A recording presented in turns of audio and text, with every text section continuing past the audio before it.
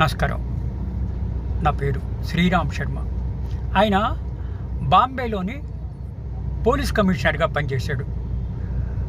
ఆయన పేరు ప్రదీప్ శర్మ.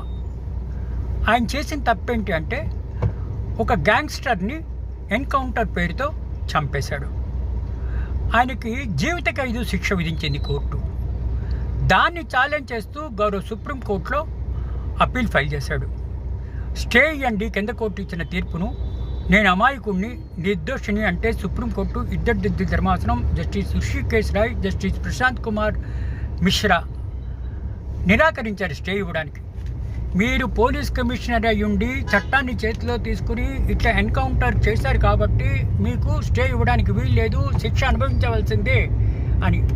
దీన్ని బట్టి తెలిసేదేంటి, ఎంత పెద్దవాళ్ళైనా సరే తప్పు చేస్తే శిక్ష అనుభవించాల్సిందే అని చెప్పడానికి ఇదొక మంచి ఉదాహరణ.